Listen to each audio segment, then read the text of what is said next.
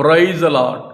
ஆண்டவரும் அருமை இரட்சகருமாகிய இயேசு கிறிஸ்துவின் நாமத்தில் நான் உங்களை வாழ்த்துகிறேன். மறுபடியுமாக கர்த்தருடைய பரிசுத்தமுள்ள சன்னிதானத்திலிருந்து கர்த்தருடைய பரிசுத்தமான வார்த்தைகள் மூலமாய் உங்களை சந்திப்பது மிகுந்த மகிழ்ச்சி. ஆண்டவருடைய பெரிதான கிருபையினால நாம் தொடர்ந்து சத்திய வசனங்களை ஆராய்ந்து அறியும்படி ஆண்டவர் நமக்கு கிருபை பாராட்டி வருகிறார். ஆண்டவருடைய கிருபையினால இந்த வாரம் முழுவதும் தொடர்ந்து தியானித்து கொண்டு வருகிற காரியம், வேதத்தை கை கொள்ளுகிறவர்களுக்கு கிடைக்கிற பலன்கள் என்கிற தலைப்பிலே கர்த்தருடைய வார்த்தையை தியானித்து கொண்டு வருகிறோம். நேற்றைய தினத்தில் கூட ஒரு அழகான காரியத்தை தியானித்தோம்.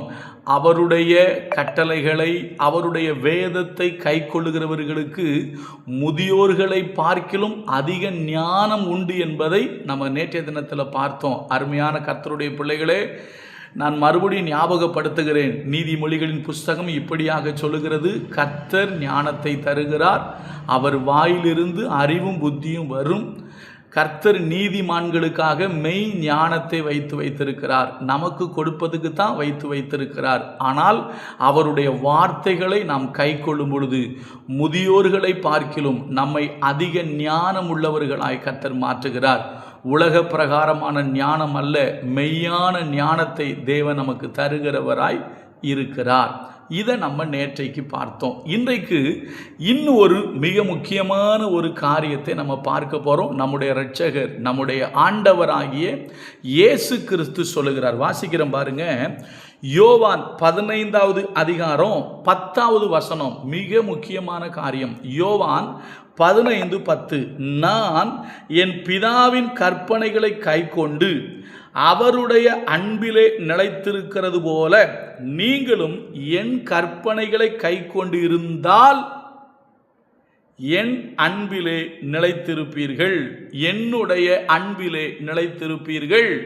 நல்லா கவனிங்க, நல்லா கவனிங்க. இயேசு கிறிஸ்து சொல்றாரு, நான் என் பிதாவினுடைய கற்பனைகளை கைக்கொண்டு அவருடைய அன்பில் நிலைத்திருக்கிறது போல நீங்களும் என்னுடைய கற்பனைகளை கை கொண்டால் என்னுடைய அன்பில் நிலைத்திருப்பீர்கள்.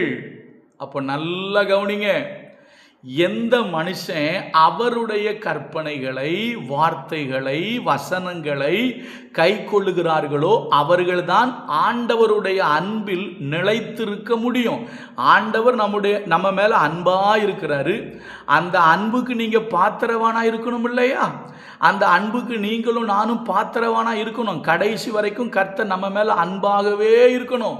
அவர் அன்புள்ளவர், அவர் அன்பானவர். ஆனால் அதே நேரத்தில் நீங்களும் நானும் வசனத்துக்கு விரோதமாய் வாழும் பொழுது அவருக்கு கோபமும் வரும். அவருக்கு என்ன வரும்?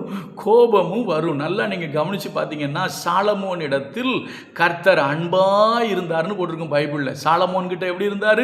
அன்பாக இருந்தார்னு போட்டிருக்கோம். ஆனால் அந்த அன்பில் சாலமோன் நிலைச்சு நிற்கலையே. சாலமோன் கர்த்தருக்கு விரோதமாய் பாவம் செய்த பொழுது வசனம் சொல்லுகிறது, கர்த்தர் சாலமோன் மேல் கோபமானார் அப்படின்னு போட்டிருக்கோம். புதிய ஏற்பாட்டிலையும் உண்டுங்க.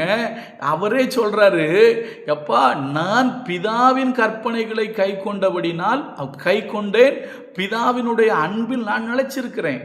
அதே போல நீங்களும் என்னுடைய கற்பனைகளை கை கொண்டால் என்னுடைய அன்பில் நீங்கள் நிலைத்திருப்பீர்கள். அன்பில் நிலைத்திருக்கலன்னா என்ன ஆகும்? ஒரு சின்ன உதாரணம் சொல்கிறேன். கொஞ்சம் புதிய ஏற்பாட்டில் இன்னும் கொஞ்சம் தள்ளி வந்தால் அப்போஸ்தலனாகிய பவுல் ரோமாபுரிக்கு ஒரு வார்த்தை எழுதுறாரு. என்ன திரும்ப சொல்றாரு? ரோமர் 11:22 வாசிக்கிறேன். ஆகையால் தேவனுடைய தயவையும் கண்டிப்பையும் பார், விழுந்தவரிடத்திலே கண்டிப்பையும் உன்னிடத்தில் தயவையும் காண்பித்தார், அந்த தயவிலே நிலைத்திருப்பாயானால் உனக்கு தயவு கிடைக்கும், நிலைத்தராவிட்டால் நீயும் வெட்டுண்டு போவாய். கொஞ்சம் கஷ்டமாக தான் இருக்குது. நாளைக்கு இன்னும் கொஞ்சம் கஷ்டமாக இருக்கும். நல்லா கவனிங்க. ஆசீர்வாதங்கள் மட்டும் பார்த்துட்டு இருக்காதீங்க. இதில் ஆசீர்வாதமும் வருது, எச்சரிப்பும் இதில் வருது. ஆண்டவருடைய வார்த்தைகளை கை கொள்ளுகிற மனுஷன்தான் அவருடைய அன்பில் நிலைத்திருக்க முடியும். இங்கே போட்டிருக்கு, தயவை பற்றி பேசுகிறாரு.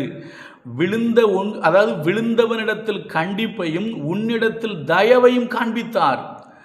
நீ அந்த தயவில் நிலைத்திருக்கணும் அப்படின்னா நீ என்ன செய்யணும்? நீ இருக்க வேண்டிய விதமாக என்ன செய்யணும்? இருக்கணும். உனக்கு தயவு கிடைக்கும். அந்த தயவில் நிலைத்திருந்தால் உனக்கு தயவு கிடைக்கும். அதான் அங்கே சொல்றாரு, என்னுடைய அன்பில் நீங்கள் நிலைத்திருங்கள். அப்போ தேவனுடைய ஆண்டவருடைய அன்பில் நம்ம நிலைச்சி நிற்கணும் அப்படின்னா அவருடைய வசனங்களை நம்ம கை கொள்ளணும். இதுக்கு இன்னொரு உதாரணமும் சொல்கிறேன். 1 கொரிந்தியர் 10வது அதிகாரத்தில் பவுல் சொல்லுவார், சகோதரரே நீங்கள் எவைகளை அறிய வேண்டும் என்று இருக்கிறேன் என்றால் அப்படின்னு சொல்லிட்டு ஒரு லிஸ்ட்டு போடுவார். அதில் சொல்லுவார், எல்லாரும் ஒரே ஞான போஜனத்தை புசித்தார்கள், ஒரே ஞான பானத்தை குடித்தார்கள், அவர்களோடு சென்ற ஞான கண்மலையின் தண்ணீரை குடித்தார்கள், அந்த கண்மலை கிறிஸ்துவே அப்படி சொல்லிட்டு, அப்படி இருந்தும் அவர்களில் அதிகமான பேரிடத்தில் அவர் பிரியமாயிருந்தது இல்லை. இன்றைக்கும் சொல்கிறேன், நம்ம மேலே வச்ச அன்புனால தாங்க நம்மளை ரட்சித்தார். நம்ம மேலே வச்ச அன்புனால தான் நம்மளை தேடி வந்து உயிரையே கொடுத்தாரு. நம்ம மேலே வச்ச அன்புனால தான் இன்னைக்கு வரைக்கும் அவர் நம்மளை வழி நடத்திக்கிட்டு இருக்காரு. அவர் நம்ம மேலே வச்சிருக்கிற அந்த அன்புக்கு நீங்கள் பாத்திரவான்களா?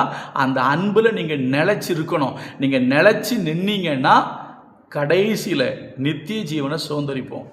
ஆனால் நீங்கள் வசனத்தை கை கொள்ளாமல் வாழ்வீர்கள் என்று சொன்னால் இந்த அன்பில் நீங்கள் நிலைத்திருக்க முடியாது. அப்போ அருமையான கர்த்தருடைய பிள்ளைகளே, ஆசீர்வாதமும் எச்சரிப்புமான வார்த்தை என்ன தெரியுமா? இயேசு மிக தெளிவாக சொல்கிறாரு, நான் பிதாவின் கற்பனைகளை கை கொண்டு அவருடைய அன்பில் நிலைத்திருக்கிறது போல நீங்களும் என்னுடைய கற்பனைகளை கை கொண்டு என்னுடைய அன்பில் நிலைத்திருங்கள். இதுதான் ரொம்ப ரொம்ப முக்கியம். அப்போ நம்ம ஆண்டவருடைய அன்பில் நிலைச்சு நிற்கணும், அவருடைய அன்புக்கு பாத்திரவான்களாக கடைசி வரைக்கும் இருக்கணும். அப்படின்னா வசனத்தை கை கொள்ளணும். சும்மா பேர் கிறிஸ்தவங்களாக வாழ்ந்துட்டு நானும் கிறிஸ்டியன் தான், நானும் சர்ச்சுக்கு போகிறேன், நானும் பாஸ்டர் தான், நானும் ஊழியக்காரன்னு சொன்னேன்னா அந்த அன்பில் நிலைச்சு நிற்க முடியாது. தேவன் நம்மீது வைத்த அன்பில் நாம் நிலைத்திருக்க வேண்டும். அந்த அன்புக்கு பாத்திரவான்களாக இருக்கணும். அந்த அன்பு தான் நம்ம மேலே இருக்கணுமே தவிர நம்ம மேலே கோபம் வருகிற மாதிரி நாம் வாழக்கூடாது.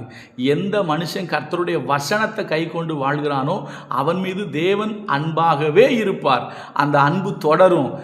வசனத்தை விட்டு வெளியே போயிட்டு வசனத்துக்கு துரோகம் பண்ணி இஷ்டத்துக்கு வாழ்வானே ஆனால் அன்பு மாறிவிடும், கோபம் வந்துவிடும். எச்சரிக்கையோடு இருப்போம். கர்த்தர் நல்லவர், அவர் கிருபை நம்மேல் என்றும் உள்ளது. God bless you.